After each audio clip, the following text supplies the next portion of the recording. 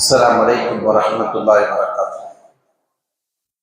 إن الحمد لله نحمده ونستعينه ونستغفره ونعوذ بالله من شرور أنفسنا ومن سيئات أعمالنا. من يهده الله فلا مضل له ومن يضلل فلا هادي له. وأشهد أن لا إله إلا الله وحده لا شريك له وأشهد أن محمدا عبده ورسوله. ما بعد، فقد قال الله تعالى في القرآن العظيم والفرقان المجيد: أعوذ بالله من الشيطان الرجيم. بسم الله الرحمن الرحيم. رب اشرح لي ويسر لي أمري واحلل عقدة من لساني يفقهوا قولي. رب يسر ولا تعسر إن أريد إلا الإصلاح ما استطعت وما توفيقي إلا بالله عليه توكلت وإليه أنيب. அளவில்லா கருணையாளன் நிகழ்ந்த அல்லாஹ்வின் பெயரை கொண்டு ஆரம்பிக்கிறேன்.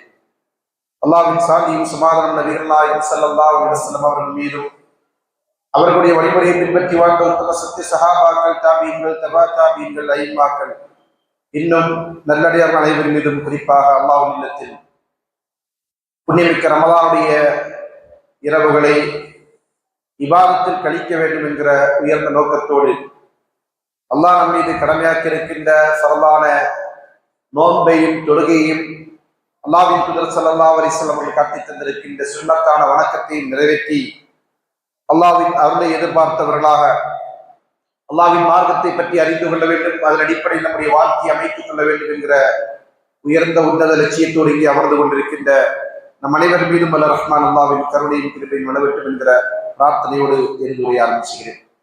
அன்புக்குரியவர்களே, எனது அருமை சகோதரர்களே, பெரியவர்களே, சகோதரர்களே, தாய்மார்களே, மஹதியும் மறுமையும் என்கிற ஒரு தலைப்பை நாம் தொடர்ந்து பார்த்து வருகிறோம்.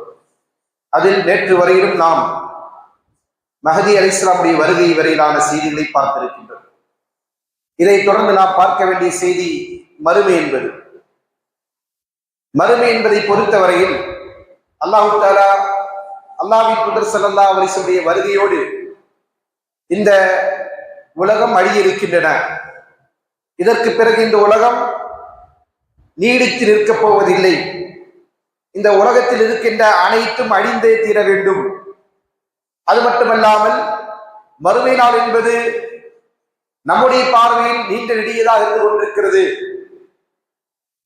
எந்த அளவிற்கு என்று சொன்னால், அல்லாஹ்வின் தூதர் ஸல்லல்லாஹு அலைஹி வஸல்லம் அவர்கள் நம்முடைய சமுதாயத்திற்கு சொன்ன ஒரு செய்தி, அன வஸஅத்து கஹாத்தைன், நானும் மறுமையும் இப்படி இருக்கின்றோம் என்று சொன்னால், தனக்கு பின்னர் மறுமை மட்டும்தான் இருக்கிறது என்பதை அல்லாஹ்வின் தூதர் ஸல்லல்லாஹு அலைஹி வஸல்லம் அவர்கள் சொன்னார்கள்.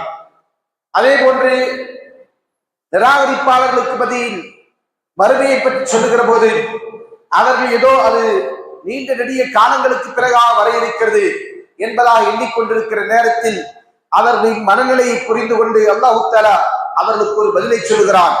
இன்னஹும் யரவுஹு பஈதா வ நராஹு கரீபா, அவர்கள் மறுமையை வெகு தூரமானதாக காண்கிறார்கள், நாம் அதனை சமீபமாக காண்கிறோம் என்று அல்லாஹ் சொல்கிறான். அன்பானவர்களே, இன்று நம்மில் பலர் மறுமை நிகழும் என்பதில் நமக்கு மாற்று கருத்தில்லை, மரணம் நேரும் என்பதிலும் நமக்கு சந்தேகம் இல்லை. ஆனால் நாம் அதை எப்படி பார்க்கிறோம் என்று கேட்டால், மறுமையா இன்னும் நீண்ட நெடிய காலம் கழித்து வர இருக்கிறது. ஏனென்றால் அல்லாஹ்வின் தூதர் ஸல்லல்லாஹு அலைஹி வஸல்லம் அவர்கள் மறுமையை பற்றி சொல்லி இன்றோடு 1400 வருடங்கள் கடந்து விட்டன. 1447 வருடங்கள் கடந்து விட்டன. இத்தனை ஆண்டுகளாகி மறுமை நேரவில்லை என்று சொன்னால், அப்ப இன்னுமே மறுமைக்கென்று பல காலகட்டம் இருக்கிறதாக நாம் எண்ணிக்கொண்டிருக்கிறோம். அன்பானவர்களே, இதை நாம் எப்படி புரிந்து கொள்ள வேண்டும் என்று சொன்னால், நாம் எல்லோரும் மரணிக்க இருக்கிறோம். மரணம் என்பது நாம் இந்த உலகில் பிறப்பதற்கு முன்பாகவே நமக்கு நிச்சயிக்கப்பட்டிருக்கிறது. ஆனால் நம்மில் யாராவது ஒருவர் நம்முடைய மரணத்தை, நான் என்னுடைய மரணத்தை, நீங்கள் உங்களுடைய மரணத்தை சமீபமாக இருப்பதாக காண்கிறோமா, அல்லது நாம் மௌத்திற்கும் நமக்கும் இன்னும் நீண்ட இடைவெளி இருக்கிறது என்பதாக எண்ணிக்கொண்டிருக்கிறோமா? எது நம்முடைய எண்ணம் என்று சொன்னால், எல்லோருமே இந்த அளவுக்கு சொன்னால், வாலிபர்களா இருக்கக்கூடியவர்கள் எண்ணுவார்கள், வயோதிகளா இருக்கக்கூடியவர்களும் அதே எண்ணத்தில் தான் இருப்பார்கள். வயோதிகளுக்கு என்ன எண்ணம்? நமக்கும் இன்னும் நீண்ட காலம் இருக்கிறது, நாம் ஒன்றும் இப்பவே என்ன செய்யறதில்ல, இன்னைக்கே நாளைக்கே மௌத்தா போறது கிடையாது என்பதாகத்தான் எண்ணிக்கொண்டிருக்கிறோம். அப்போ இந்த மறுமையை பற்றிய சிந்தனையும் நமக்கு மத்தியில் அப்படித்தான் இருந்து கொண்டிருக்கிறது. அதனால தான் அல்லாஹு தஆலா நிராகரிக்கின்ற மக்களுக்கு இப்படி ஒரு பதிலை சொல்கிறான், இன்னஹும் யரவுனஹு பஈதா வ ஸனராஹு கரீபா. அவர்கள் மறுமையை வெகு தூரமாக காண்கிறார்கள், நாம் அதனை சமீபமாக காண்கிறோம். அப்படியானால் இந்த மறுமை என்பதை பொறுத்தவரை மறுமை நிச்சயம் நிகழும், அதில் எந்த விதமான மாற்று கருத்தும் இல்லை. அதே நேரத்தில் மறுமையை பொறுத்தவரை நம்முடைய வாழ்க்கையில் அது எப்படி பின்னி பிணைந்திருக்கிறது என்று கேட்டால், ஒரு முஸ்லிமை பொறுத்தவரை நம்முடைய மரணம் நமக்கான மறுமை. மறுமை என்பது அல்லாஹ் தஆலா உலகத்தை அழித்து இந்த உலகத்தில் இருக்கின்ற எல்லாவற்றையும் அழித்ததற்கு பிறகு மீண்டும் இந்த உலகத்தில் இருக்கின்ற எல்லாவற்றையும் திரும்பவும் அல்லாஹ் தஆலா உருவாக்குகின்ற நாள் தான் அந்த மறுமை நாள். ஆனாலும் கூட அதற்கு முன்னதாகவே நாம் அந்த வறுமையை நோக்கி பயணிக்கக்கூடியவர்களாக இருக்கிறோம். அது எப்படி? நம்முடைய மரணத்தின் மூலமாக. உலகத்திலே பிறந்திருக்கின்ற எல்லா உயிரும் ஒரு நாள் மரணித்தே ஆக வேண்டும். மரணம் இல்லாத வாழ்க்கை என்பது யாருக்கும் எவருக்கும் கொடுக்கப்படவில்லை. அல்லாஹ் தஆலா குர்ஆனில் சொல்லி காட்டுகிறான், குல்லு நஃப்ஸின் தாயிகத்துல் மௌத் இன்னமா துவஃபூன உஜூரக்கும் யௌமல் கியாமா ஃபமன் ஸுஹ்ஸிய அனின் நாரி வ உத்கிலல் ஜன்னah ஃபகத் ஃபாஸ் வமல் ஹயாத்துத் துன்யா இல்லா மதாஉல் குரூர். மிக அற்புதமான ஆழமான செய்திகளை அல்லாஹ் ரப்புல் ஆலமீன் இந்த வசனத்தின் வாயிலாக நமக்கு சொல்லி காட்டுகிறான். எல்லா ஆத்மாவும் மரணத்தை சுவைத்து தீர வேண்டும். மரணத்துடைய டேஸ்ட், அது ஒரு சுவை. அந்த சுவையை அறியாமல் இந்த உலகத்திலிருந்து ஒரு உயிரும் விடைபெற முடியாது என்பதை அல்லாஹ் தஆலா சொல்லிவிட்டு சொல்கிறார், உங்களுக்கான உண்மையான ஈடேற்றம் யார் நரகத்திலிருந்து காப்பாற்றப்பட்டு சொர்க்கத்திற்குள் நுழைவிக்கப்பட்டாரோ அவர்தான் வெற்றியாளர். அவர்தான் யாரு? வெற்றியாளர். நீங்கள் செய்கின்ற எல்லா செயலுக்கான கூலி உங்களுக்கு எங்கே கொடுக்கப்படும்? மறுமையில் தான் கொடுக்கப்பட இருக்கிறது. இங்கே இல்ல. இங்கே நாம் நிரந்தரமாக நிலையா வாழ்வதற்காக வேண்டி வந்திருக்கின்ற இடம் அல்ல என்பதனால் நம்முடைய எல்லா செயலுக்கும் கணக்கு பார்த்து சரியான முறையில் கூலி இங்கே கொடுக்கப்படுமா என்று கேட்டால் கொடுக்கப்படாது. அதெல்லாம் இங்கே கொடுக்கப்படும், மறுமையில் தான் கொடுக்கப்படும். அந்த உலகத்திலே மறுமையிலே நாம் நரகத்திலிருந்து தப்பிக்க வேண்டும், சொர்க்கம் செல்ல வேண்டும் என்று சொன்னால் அதற்குரிய வழி என்ன, அதற்கான பாதை என்ன என்பதை அல்லாஹ் தஆலா தெளிவுபடுத்தி விட்டான். அதை தொடர்ந்து அல்லாஹ் சொல்கிறான், வமல் ஹயாத்துத் துன்யா இல்லா மதாஉல் குரூர்.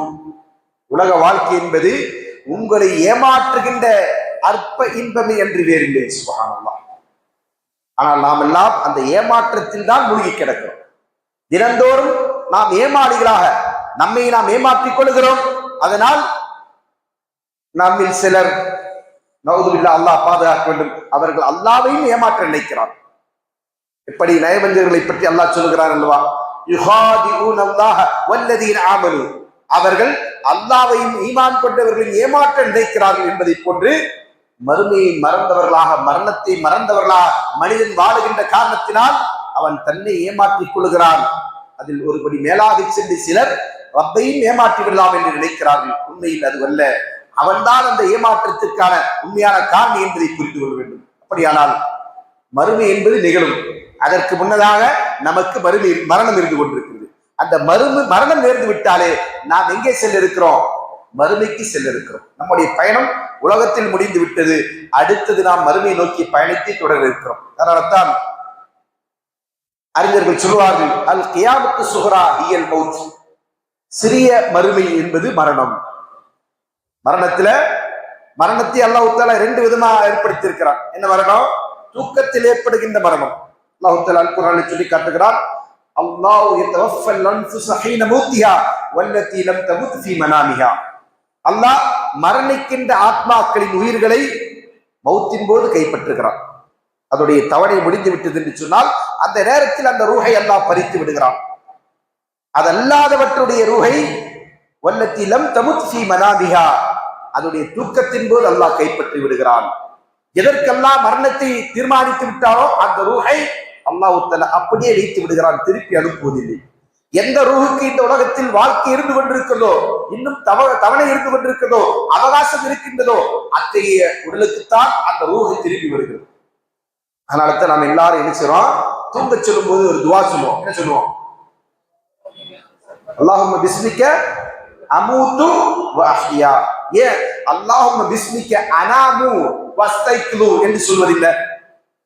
அல்லாஹ்வே உன் பெயரால் நான் தூங்கச் செல்லுகிறேன், உன் பெயரால் நான் விழித்தெழுவேன் என்று சொல்வதா இருந்தால், இப்ப நான் சொல்லி காட்டினேன் இல்லையா, அப்படிதான் சொல்லணும். என்ன சொல்லணும்? அல்லாஹும்ம பிஸ்மிக்க அனாமு, அல்லாஹ்வே உன் பெயரால் நான் உறங்கச் செல்லுகிறேன், அப்படிதான் சொல்லணும்.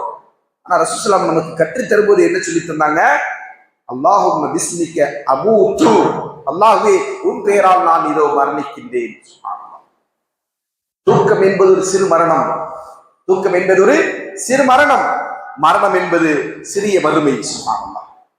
தூக்கம் என்பது எப்படி ஒரு சிறிய மரணமோ, அந்த மரணத்திலிருந்து எல்லோரும் விழித்தெளிவார்கள் என்று எந்த விதமான உத்தரவாதமும் இல்லை, எந்த விதமான உறுதியும் இல்லை. அப்படியே மரணிக்கின்ற போது நம்முடைய ரூஹுகள் கைப்பற்றப்பட்டு விட்டது என்று சொன்னால் நம்முடைய வாழ்க்கை முடிந்து விட்டது. அதோட ஆட்டம் க்ளோஸ், இனிமே ஆட முடியாது உலகத்துல, அதோட நின்று விடும். அப்படியான ஒரு வாழ்க்கை தான் அல்லாஹ் நமக்கு தந்திருக்கின்றார். அப்படி மரணிக்காத ஆத்மாக்களுக்கு என்று, அதாவது தூக்கத்தில் மரணம் ஏற்படாத ஆத்மாக்களை பொறுத்தவரை அதற்குரிய தவணை வரையிலும் அது இந்த உலகத்தில் இருக்கிறது. அப்படியானால் இந்த மரணம் என்பது நம்முடைய மறுமையின் துவக்கம் என்பதை நாம் நினைவு கூற வேண்டும். அதனால தான் சொன்னாங்க, யாரெல்லாம் மரணித்து விட்டார்களோ அவருடைய கியாமத் மறுமை ஆரம்பித்து விட்டது, அவருக்குரிய கால அவகாசம் வந்து விட்டது என்று டாக்டர் சுலைமான் அஸ்கர் அவர்கள் சொல்லுகிறார்கள். உமர் சுலைமான் அஸ்கர் அவர்கள் கியாமத்து சுஹரா என்கிற ஒரு பேர்ல புத்தகத்தை எழுதி அந்த புத்தகத்தில் எழுதிச்சாங்க, சொல்லி காட்டுறாங்க. இதுதான் யதார்த்தம். இதற்கு உதாரணம் சொல்ல வேண்டும் என்று சொன்னால், ஆயிஷா ரலியல்லாஹு அவர்கள் அறிவிக்கக்கூடிய ஒரு செய்தி சஹீஹ் புகாரியில் இடம்பெற்றிருக்கிறது. அன்னை அவர்கள் சொல்லுகிறார்கள், கான ரிஜாலு மினல் அராபி ஹிஃபாத்தன் யஅத்தூன நபி ஸல்லல்லாஹு அலைஹி வஸல்லம் ஃபயஸ்அலுஹு மதா ஸா. நபி ஸல்லல்லாஹு அலைஹி வஸல்லத்துல கிராமவாசிகளில் ஒரு கூட்டம் வந்தார்கள். வந்து விட்டு ரசூலுல்லாஹி ஸல்லல்லாஹு அலைஹி வஸல்லம் கேட்கிறாங்க, மதா ஸா, மறுமை எப்போது என்று அவர்கள் கேட்கிறாங்க. கேள்வி என்ன? மறுமை எப்போது? அப்படியானால் கியாமத் நாள் என்பது எப்போது நிகழ இருக்கிறது, இந்த உலகம் எப்படி அழியப் போகிறது, எப்போது அழியப் போகிறது என்பதைத்தான் அவர்கள் கேட்கிறார்கள். அல்லாஹ்வின் தூதர் ஸல்லல்லாஹு அலைஹி வஸல்லம் அவர்கள் அந்த நேரத்தில் அவர்களுக்கு பதில் சொல்வதற்காக நினைச்சாங்க. அவர்கள் அந்த கூட்டத்தில் இருக்கிறவங்க பார்த்து, சின்ன ஒரு குழந்தை அந்த கூட்டத்தில் இருந்தது, அதை பார்த்து விட்டு சொல்கிறார்கள்,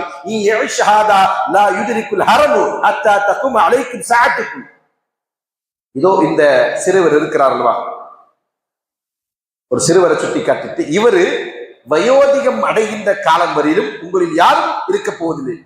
அப்படி இருந்தார் என்று சொன்னால் உங்களுக்கு என்ன செஞ்சிடும், உங்களுக்கு மறுமை வந்துவிடும் என்று சொன்னாங்க.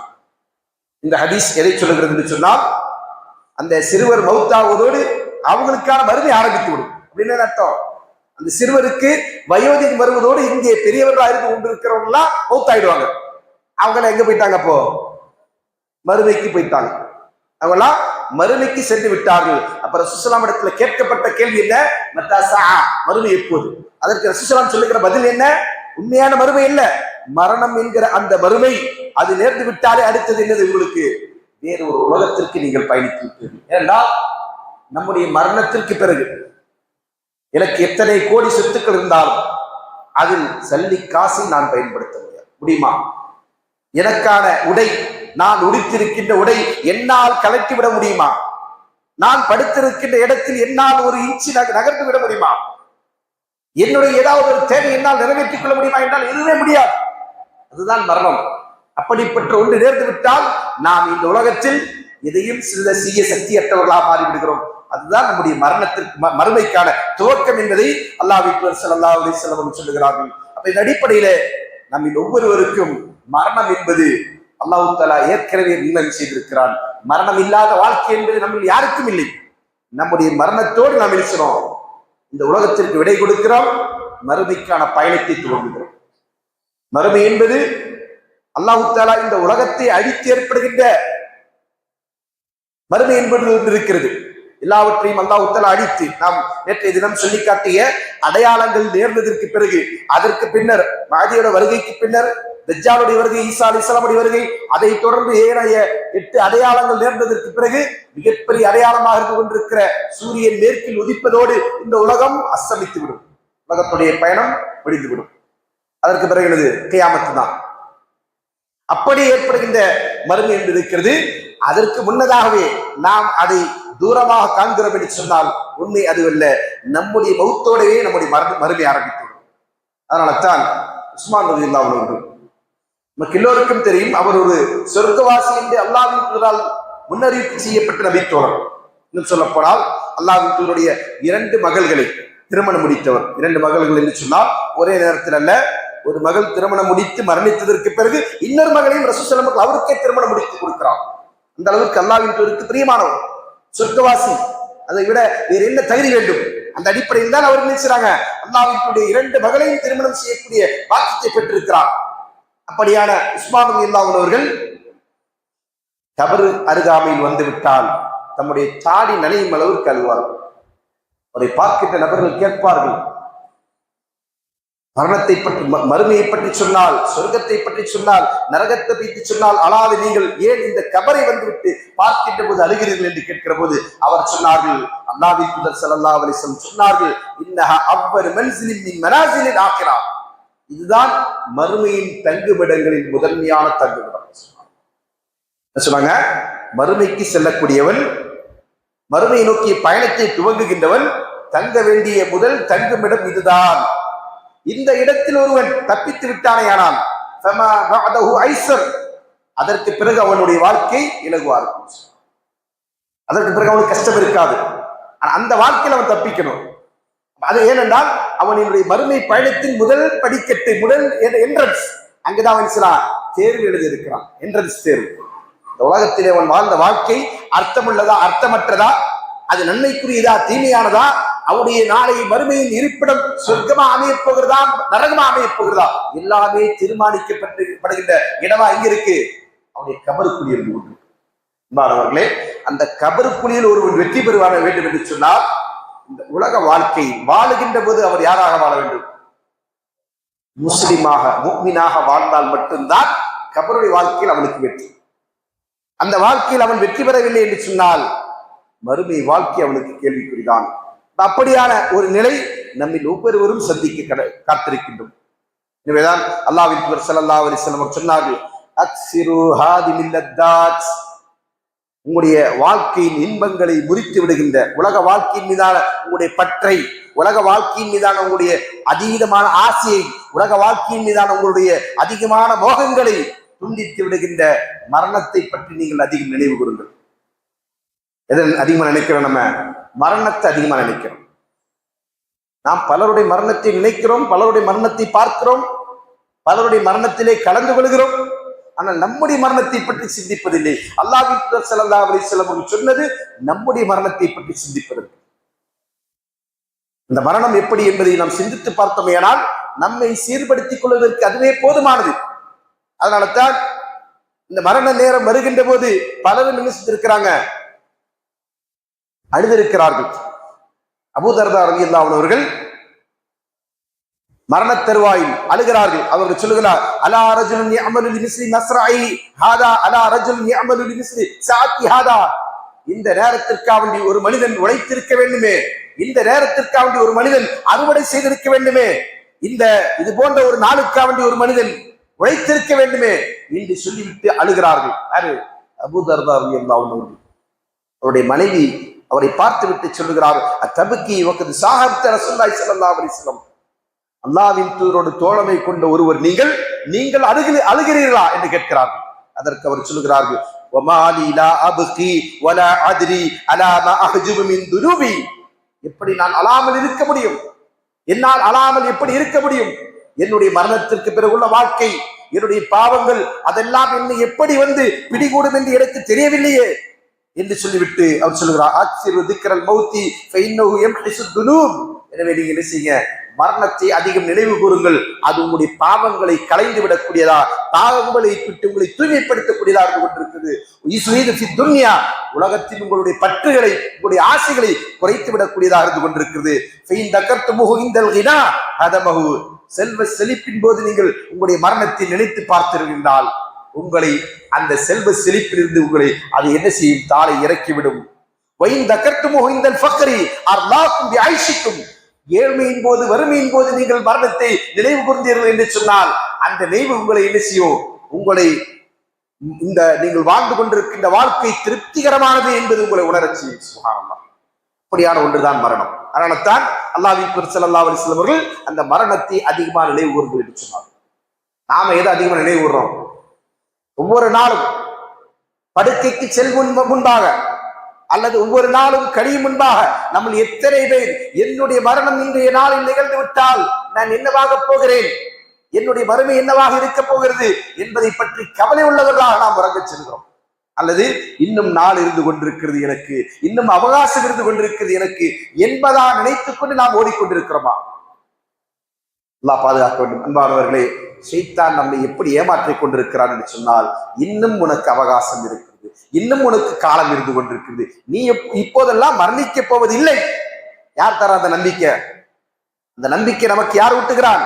ஷைத்தான் ஊட்டி கொண்டிருக்கிறான். வயோதிகம் வந்தாலும் சரி, நோய் வந்தாலும் சரி, முதுமை ஏற்பட்டாலும் சரி, எந்த நிலை இருந்தாலும் நம்ம எண்ணுகிறான். ஷைத்தான் நமக்கு ஊட்டுகின்ற ஆசை என்ன? உனக்கு ஆயுள் இன்னும் இருந்து கொண்டிருக்கிறது, நீ உலகத்துல என்ஜாய் பண்ணு. வாலிபமா இருக்கிறியா, உன்னுடைய இந்த என்ஜாய்மெண்ட் இந்த காலத்துல தான் அனுபவிக்க முடியும், அதனால அனுபவி. அப்படி என்ன நம்மை வழிகெடுத்துக் கொண்டிருக்கிறான். அன்பானவர்களே, இந்த ஷைத்தானுடைய சூழ்ச்சியில் அகப்படுகிற நாம் அல்லாஹ்வை நினைவு கூறாமல் இருந்து, அல்லாஹ் நமக்கு அருள் இருக்கின்ற இந்த வாழ்க்கையை அர்த்தமுள்ளதாக கழிக்க வேண்டும் என்பதை பற்றி சிந்திக்காமல் நாம் இருந்தோமையானால் நம்முடைய மறுமை வாழ்க்கை கேள்விக்குறியாகிறது. அவருடைய வாழ்க்கையில் நாம் என்ன செய்ய வேண்டியிருக்கிறது? சில கேள்விகளுக்கான பதிலை சொல்ல வேண்டியிருக்கும். மரண நேரம், எந்த மரணத்தை நீங்கள் அதிகம் நினைவு கூறுங்கள் என்று சொன்னார்களோ, எந்த மரண நேரத்தில் அபூதர் மீது அவர்கள் அழுதார்களோ, அந்த மரண நேரம் என்பது மிக கடுமையானது. அல்லாஹ்வின் தூதர் ஸல்லல்லாஹு அலைஹி வஸல்லம் தோழர்களில் ஒருவரான அம்ர் பின் ஆஸ் ரலியல்லாஹு அன்ஹு அவர்கள் அவருடைய மரண நேரத்தை பற்றி சொல்கிறார். அவருடைய மரண நேரத்திலே அவருடைய மகனார் அப்துல்லா பின் ஆம்ர் என்று சொல்லக்கூடிய நபித்தோழர், ஏராளமான ஹதீஸ்களை அறிவித்திருக்கின்ற ஒரு சஹாபி, ஹதீஸ் அறிவிப்பாளர்களுடைய பட்டியலில் 4வது இடத்தில் வருகின்ற ஒரு நபித்தோழர் தான் யாரு? அப்துல்லா பின் அம்ர் பின் ஆஸ் ரலியல்லாஹு அன்ஹு அவர்கள் சொல்லுகிறார்கள், மரண நேரம் தந்தைக்கு நெருக்கமாய் கொண்டிருக்கிறது, மரணத்துடைய வழியிலே தந்தை துடித்துக் கொண்டிருக்கிறார். ஏனென்றால் அல்லாஹ்வின் தூதர் ஸல்லல்லாஹு அலைஹி வஸல்லம் சொன்னார்கள், இன்னலில் மௌத்தி சக்கராத், மௌத்துக்கு என்று ஒரு சக்கராத்துடைய நிலை இருந்து கொண்டிருக்கிறது. மரணம் என்பது அவ்வளவு எளிதானது ஒன்றல்ல, அது கடுமையானது, கஷ்டமானது என்பதை சொல்லுவதற்காண்டி அல்லாஹ்வின் தூதர் அவர்கள் சொன்னார்கள், இன்னலில் மௌத்தி சக்கராத், மௌத்துக்கு சக்கராத் என்ற ஒரு நிலை இருந்து கொண்டிருக்கிறது. அந்த நிலையில் அம்ர் பின் ஆஸ் ரலியல்லாஹு அன்ஹு இருந்து கொண்டிருக்கிற நேரத்தில் மகனார் அவரிடத்தில் சொல்கிறார், யா அபத்தா இன்னக குன்த தகூலு, என் தந்தையே, நீங்கள் நன்றாக இருக்கிற போது, ஆரோக்கியத்தோடு இருக்கிற போது நீங்கள் சொல்லிக் கொண்டிருந்தீர்கள். என்ன சொன்னீங்க? நான் ஒரு மனிதனை சந்திக்க வேண்டும். அந்த மனிதன் யாரா இருக்கணும்? மரண தருவாயில் இருக்கின்ற மனிதனாக இருக்க வேண்டும். அந்த மனிதன் மரண தருவாயில் இருப்பதனால் அவன் தன்னிலை மறந்தவனா இருக்கக்கூடாது, ஆக்கிலாக புத்திசாலியா இருக்க வேண்டும். அவனத்தில் நான் என்ன செய்யணும்? கேட்கணும், சிஃப்லி மௌத், மரணம் என்றால் என்ன என்பதை எனக்கு வர்ணித்து சொல் என்று நான் அவரிடத்தில் கேட்டறிய விரும்புகிறேன் என்று நீங்கள் சொல்லக்கூடியவராக இருந்தீர்கள். நீங்கள் தான் அந்த மனிதர். யார் அந்த மனிதர்? நீங்க சொல்லுவீங்க, ஒருத்தரை சந்திக்கணும், அவர்கிட்ட கேட்கணும்னு, அந்த மனிதர் நீங்கள் தான். இதோ நீங்கள் மரண தருவாயை அடைந்து விட்டீர்கள், அந்த மரணத்தை எனக்கு வர்ணித்து சொல்லுங்கள் என்று மகனார் தந்தையிடத்தில் கேட்கிறார். அவர் சொல்லுகிறார் அந்த நேரத்தில், யா புனை கண்ண ஜன்பை ஃபீ தஹ்தின், என்னுடைய 2 விலாப்புறங்களும் ஒன்றோடொன்று நெருக்கி அது முறுக்கி அது அப்படியே உடைக்கப்படுவதை போன்ற ஒரு வழியை நான் உணர்கிறேன்.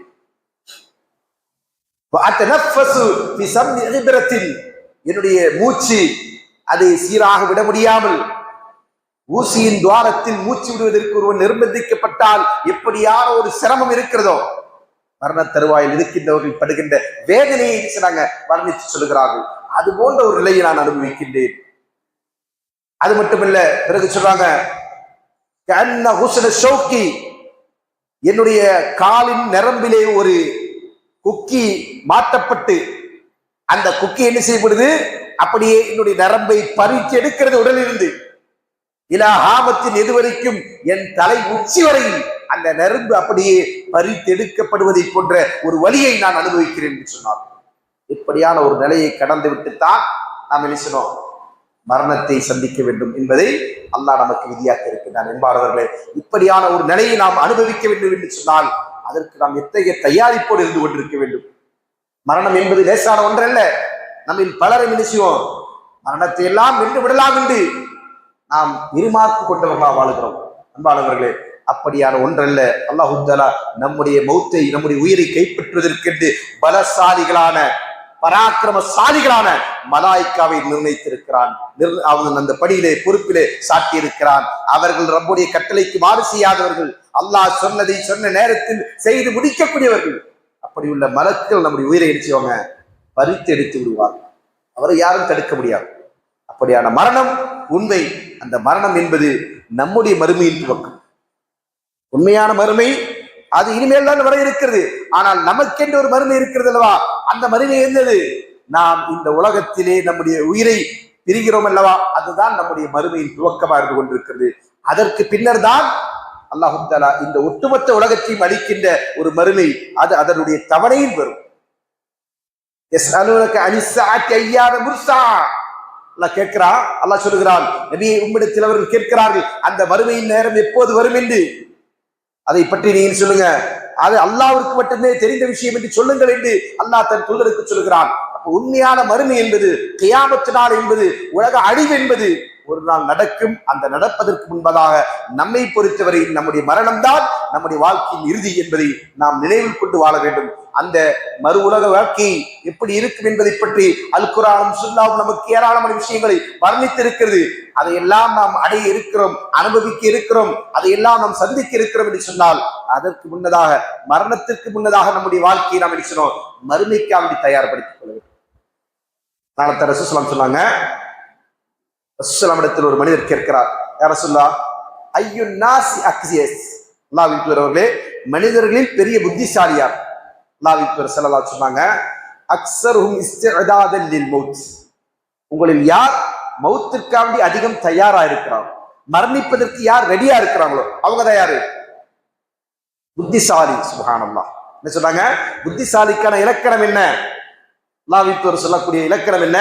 யார் உங்களில் மௌத்திற்கு அதிகம் தயாராக இருந்து கொண்டிருக்கிறார்கள் என்று சொன்னால், தன்னுடைய வாழ்க்கையில் பாவங்களை தவிர்த்து கொண்டு, அநியாயங்களை தவிர்த்து கொண்டு, அல்லாஹ் தனக்கே இருக்கின்ற இபாதத்துகளை, கடமைகளை நிறைவேற்றி கொண்டு, அல்லாஹ்வின் பொருத்தத்திற்காக வாழ்ந்து கொண்டு, அல்லாஹ்வுடைய நினைவோடு அவனை திக்ரு செய்து கொண்டு, அவன் நமக்கு பொறுப்பு சாட்டி இருக்கின்ற அமல்களை நிறைவேற்றி கொண்டு, அல்லாஹ்விற்கு மாறு செய்யாமல் பாவங்களை விட்டு விலகி, பாவங்கள் செய்திருந்தால் அந்த பாவத்திலிருந்து அல்லாஹ்விடத்திலே மனம் பொறுக்க தேடி, அல்லாஹ்விடத்திலே மன்றாடி பாவ மன்னிப்பு தேடியவர்களா மரணிப்பதற்கு யார் தயாராக இருந்து கொண்டிருக்கிறார்களோ அவர்கள் தான் புத்திசாலி. அல்லாஹு தஆலா அத்தகைய புத்திசாலிகளின் கூட்டத்தில், அறிவாளிகளின் கூட்டத்தில் நம்மை, என்னையும் உங்களையும், நம் அனைவரையும் சேர்ப்பானாக.